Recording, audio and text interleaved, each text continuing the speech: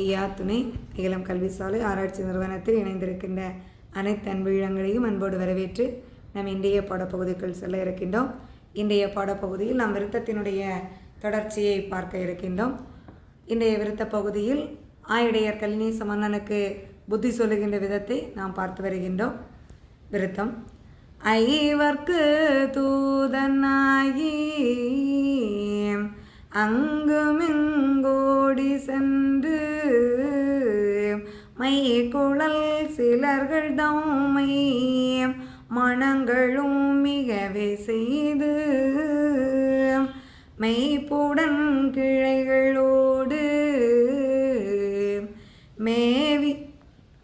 மேவியே குழாங்கள் செய்துரியோதனனை கொண்ட செய்தியும் கேட்டிலீரோ.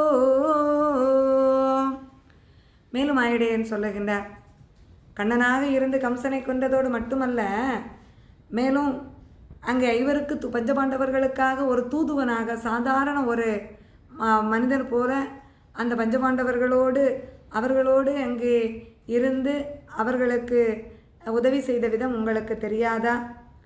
அந்த பஞ்சபாண்டவர்களுக்காக தூது சென்று துரியோதனாதிகளிடமோ அங்கே அங்குமிங்குமாக அலைந்த செய்தி உங்களுக்கு தெரியாதா?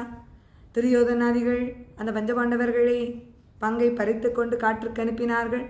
அவர்கள் காட்டிலே நலமோடு வாழ வேண்டும் என்று அவர்களுக்கு உதவி செய்வதற்காக அலைந்த செய்தி உங்களுக்கு தெரியாதா? இப்படி எத்தனையோ விதத்தில் இறைவன் ஒரு சாதாரண மாநில ரூபத்திலிருந்து பல செயல்களை செய்து நடத்தியிருக்கின்றார்.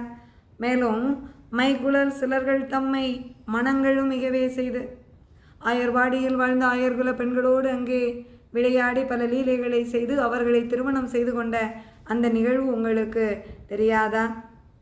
அது மட்டுமல்ல, அந்த ஆயர்பாடியில் வாழ்ந்த மக்களையெல்லாம் ஒன்றோடு தன்னுடைய கிளைகள் போல அங்கே அவர்களோடு ஒத்து வாழ்ந்து ஒரு குடி பிதிர் போல ஒன்றோடு ஒன்று இனம் சேர்ந்து ஒன்றாக வாழ்ந்த செய்தி உங்களுக்கு தெரியாதா?